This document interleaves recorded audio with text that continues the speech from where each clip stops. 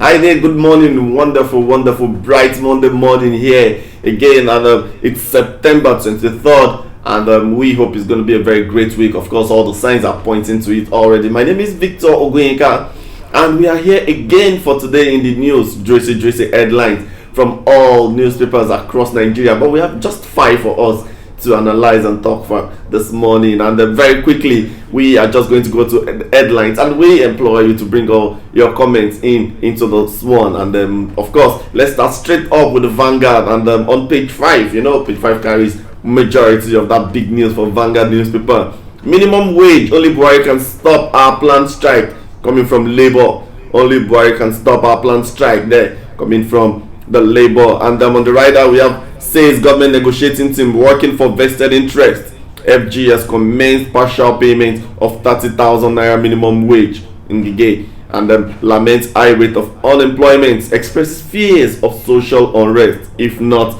tackled. What do you think about that? Let's start our conversation this morning from that talking point. Minimum wage is strike the way to go, and Labour has said that only President Muhammadu Buhari can stop them from going on an industrial action there. What do you think? Should they just go on strike and get the attention of the president, or should they still wait for more dialogue? And then Ngige, Labour Minister here, is saying that FG has commenced partial payment of 30,000 minimum wage. What does that even mean? Partial payments? Let's get all the news on page 5 of the Vanguard. Let's hear your reactions on this issue as we go on board this morning. And then something very interesting on page 6 of the Vanguard, saying lightning kills 36 cows on Sacred Hill in Ondo. Very sad news there. And then pretty funny, lightning kills 36 cows on Sacred Hill in Ondo. Very interesting story if you read all of those ones there. Mieti Allah also replied, and then they reacted to that incident, saying that it is an act of God and there's nothing anybody can do about it. How did the cows get to a Sacred Hill? And thunder, lightning, that's something. Just get all the news for yourself on page 6 on the Vanguard. You need it. And State of the Nation, page 11. We are living in dangerous times, says Catholic bishops. Are we living in dangerous times? Do you agree? That's what the Catholic bishops are saying this morning. We are living in dangerous times, says Catholic bishops. Yes, that story on page 11. Okay, interesting ones we have on page 9. We'll take a double header from that one. And of course, we have our regional editor waiting for us in Abuja to connect with him. But just shortly before we do that, let's take some more headlines, which is going to be giving us some reactions on the P&ID case. Don't forget that it has been back and forth from Nigerian court to the London court, and we are looking for a balanced ground. And then, just this week, the Nigerian legal team will be proceeding to London to finalize things. But then again, before we go to that P&ID story, we have Wadume presidency yet to act on panel reports 3 weeks after. Remember Wadume, the very notorious kidnapper that was kidnapped and caused the death of some police officers. He has been apprehended, and of course, presidency yet to act on panel reports 3 weeks after his capture. What's going on, presidency? That's on page 9 of the Vanguard. You get it. And see maybe just why there's a delay in that report. Okay, and still on that page 9, we have $9.6 billion judgment debts. We are pursuing all options to set aside cash award, coming from AGF Malami. We are pursuing all options to set aside cash award. P&ID wants cash award. They want to seize assets. They want to make put Nigeria on their knees. Of course, no nation is not going to be very easy to survive if $9.6 billion is paid in cash or in assets one way or the other. It's going to be very dangerous. But of course, the Nigerian team, following a hearing earlier, sometimes last week, where they said that no, that company doesn't exist, and then some persons working for that organization actually confessed to some crimes there. So it has been one for Nigeria here in Nigeria and one for P&ID in London. But of course, what happens next, we see as the news continue to break later this week. But don't forget to join us on our website for all the details on the news. Okay, www.vanguardnigeria.com it is. And there's a right now to that one also, as Nigerian legal team departs for London ahead of Thursday's case. Okay, we go to page 7, where we have police uncover baby selling maternity homes in Lagos. Even in Lagos, police uncover baby selling maternity homes there. That's a very sad one. Okay, and but good that the police are on top of that matter. Okay, and still on page we move away from that place to page 47. We have insecurity, why Yoruba feel really threatened. Faron B talking about why Yoruba really threatened. But before we continue, I think our man Sonny Daniel is on the line all the way from Abuja. Good morning, Sonny. Yeah, good morning, Victor. Yeah, it's so good to have you here. Yeah, thanks a lot. Very quickly, let's just talk about the latest on the P&ID judgments. Started from when a London court says that 9.6 billion had to be paid, and then again we discovered that company is not even in existence in Nigeria, according to the AGF Malami, and then all those developments. Could you just give us one or two words on that issue? Well, one thing that P&ID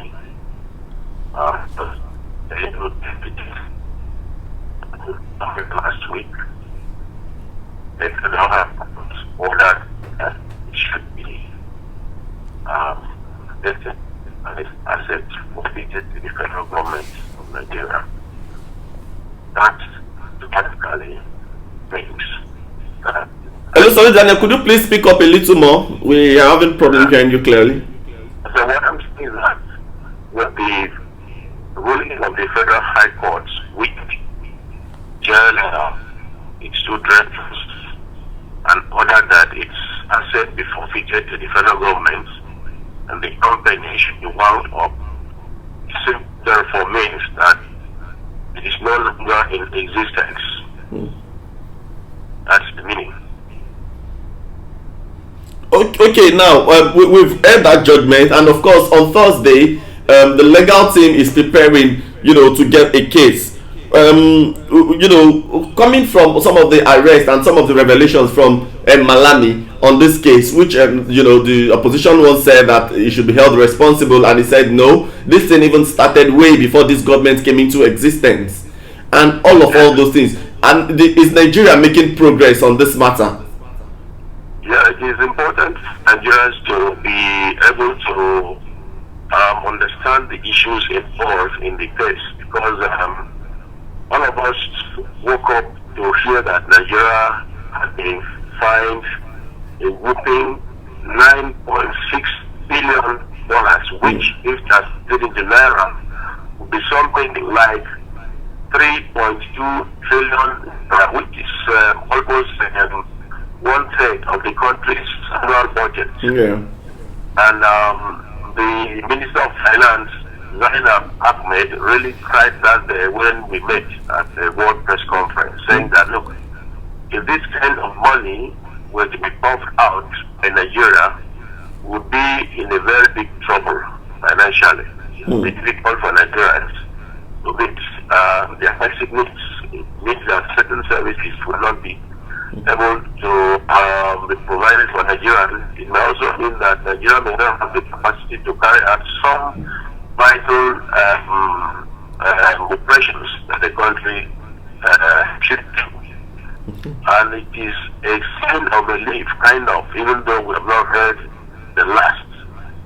It means that Nigeria is making progress, because on that day too, when the four ministers jointly addressed the World Press Conference in Abuja, they gave hope that Nigeria would pursue this matter to a logical conclusion. There is steps to ensure that the award, which they believe was fraudulently obtained, should be set aside. And we are seeing some signs of positive development with last Thursday's trial and conviction of the two directors and the winding up of the company on the order of the Federal High Court, presided over by Justice Ian Ekwo. Okay, so Daniel, just finally before you go, is Nigeria, likely going to get them out of this mess, so to say? Come Thursday, when they will be meeting in London, do you think that there just can be an escape route for Nigeria on this one? Well, it is always hope for people to be nature comes up. As the Minister of Justice who spoke to us before leaving for London, said he's optimistic that with the new evidence at the disposal of Nigeria, that P&ID did not even meet the requirements for such a contract and did not even bring anything into Nigeria and did not establish the gas facility which it promised to establish in Cross River. And people have been going around to check whether indeed P&ID established any gas plants anywhere in Cross River or any other place in Nigeria. And there has been no trace. Even the Central Bank of Nigeria has said that there is no indication from its records that P&ID even brought even a spanner to Nigeria for the purpose of setting up anything. And it is therefore worrisome to know that the company, even the address of the company, according to court papers filed by P&ID, shows that it is written care of. P&ID care of a chambers in a British Virgin Island. The chamber is called Trident Chambers, P.O. Box 146, Totola, British Virgin Island. In Abuja, the company's address is labeled as number 12, Val Street, Maitama, Abuja. And EFCC has been probing that place to see if they can find a trace of such a company. To no avail. So all of this, the Attorney General is hopeful that when this is presented before the court as further and better affidavit, it will be possible for Nigeria to prove that indeed this company is a fraudulent entity and it came with an aim to defraud Nigeria, it is left for the country to be able to prove that to the court. And if the court will be able to listen to Nigeria and give a positive ruling as against the one it gave before, all of these will be put before the courts, and Nigerians are watching keenly to see if Nigeria will be able to assuage the court with its new press, the ruling of the court, and whatever further evidence it has against the company. Yeah, indeed. Thank you very much for your time, Sonny Daniel. It's a matter before the court, and hopefully with the evidences, before the court, it might just be a way out for Nigeria. Thank you again, and we hope that when there are more updates on this one, you will oblige us when we call you next time. I can just stay tuned. Have a wonderful week ahead. You too. Of course. Bye. Yeah, that's Sonny Daniel, regional editor of North Vanguard. I'm speaking with us from Abuja on the P&ID issue, and that's how far he can say a lot of back and forth. And with the evidences present for the Nigerian government, it might just be a way out of this mess. But we return straight up before we take some interesting comments. We've seen them flooding in already, and we have Financial Vanguard today. Interesting pullout there with a major story. Profit decline worsens in the insurance sector. Profit decline worsens in the insurance sector. And of course, Economic Advisory Council, strength, weaknesses, and the bumpy road ahead. That's many more of it. I'm not forgetting our columnist today, Shobawale, on page 29, Eriboyo on 30, and Away on 31. All on the front page of the Vanguard and inside today's Vanguard. Interesting, a very, very loaded package, I must tell you. And very quickly, we check see the comments from what people are saying, talking about the minimum wage issue. Yeah, and Dominic Nwandu watching from Germany, thank you. Sulaiman Usmani say we hope they pay up. Yeah, talking about the federal government. Moha Abdullah saying good morning Vanguard News, thank you very much. Mustafa Adam says please let them just pay. Okay, that's all that matters, let them just pay. King's Power, he said why partial? We don't know too why they are paying partially. And Sulaiman Usman is talking about the 36 cows that were killed on that sacred hill. Said that's serious damage indeed. It's serious damage. Then Superior also okay, I'm not going to take that, sorry. Abiodun Oluroti, NLC has no regard for dying population. They are the only channel thought which the economy can be stabilized, talking from market viewpoint. Okay, that is what Abiodun is talking about this morning. Stephen Udo is saying, is PNB not aware of all this dilly-dallying approach to the issue of non-compliance with the payment of the new minimum wage? He said, I did watch. Okay, we are also watching. And Rotsi again, Rotsi said they should agitate for their interest without announcements. Okay, and the public has lost regard and interest in them. Okay, that's what he thinks. A top fan, Abayomi Joseph, said, nope, I'm not taking that comment, sorry. Stephen Udo, he said, who is the eye or who are the eyes of the UK Nigerian deal that has failed woefully now? Okay, he's asking interesting question there, and he went on to say that Nigerians are doing everything possible to survive because of starvation, hunger, poverty, everyday killing. Indeed. And then Wearable David saying, good morning, brother. Please, is there still hope in Nigerian justice? David from Paris there. Is there still hope for Nigerian justice? Is asking. And Maurice saying that's how Nigerians conspire with foreigners to swindle their country. Okay, and Nigerians are the most criminal-minded people in the world of today. That is what Maurice said. I'm not sure majority will agree with you on that one. Okay, and Remy David, you can see how self-centered our leaders are in Nigeria.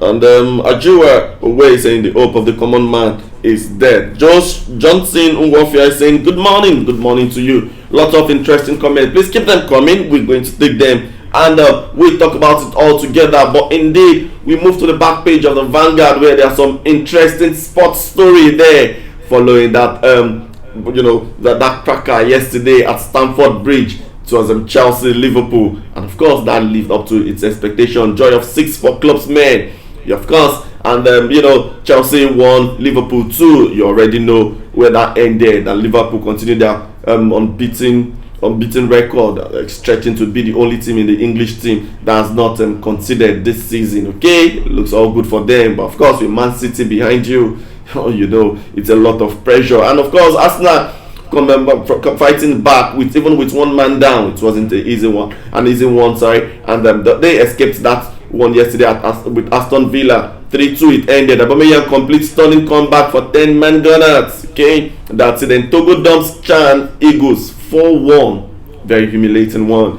Then I'm still under contract with Nigeria. The Nabi speaks. Okay, Everton boss slammed for keeping Iwobi on the bench. You get all the news and choose more and more of all those news for yourself there. But finally, before we go, choose England at your own risk. Fashanu tells Tammy Abraham of Chelsea, getting an advice from John Fashanu there that also made what if it was the wrong decision for him telling Tammy to choose Nigeria over England on that one. Okay, away from that, back news to the Nation newspaper where we have a major headline: Nigeria launches battle to quash 9.6 billion verdict in UK. To be or not to be, that's what we are asking now. Then Makinde Algon clash over funds. Of course, that is still Oyo. The mutilated body of naval officer dumped inside well.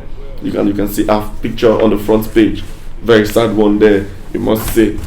And on the Punch, 9.6 billion it is Malami IG Emefiele lead FG team to UK legal battle. P&ID submit list of targeted Nigerian assets Thursday. Okay, for P&ID it's all about the asset. For Nigeria, it's about keeping the economy in one piece there. Okay, my parents waiting to sell South African's properties.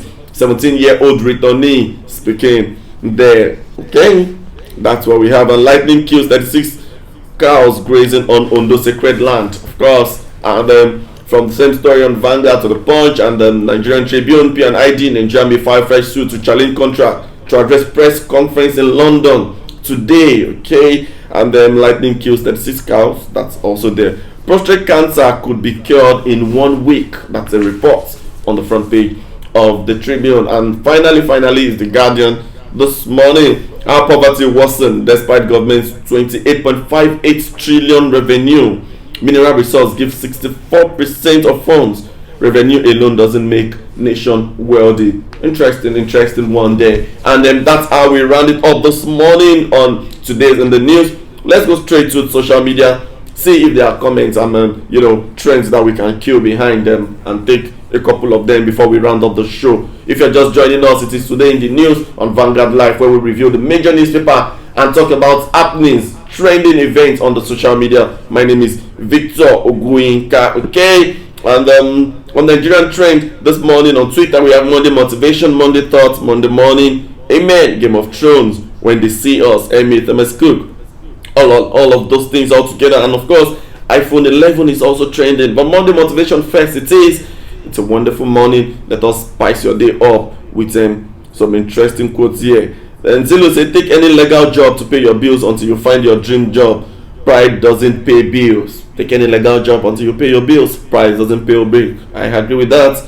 And Aburo Lasisi Elenu says, who broke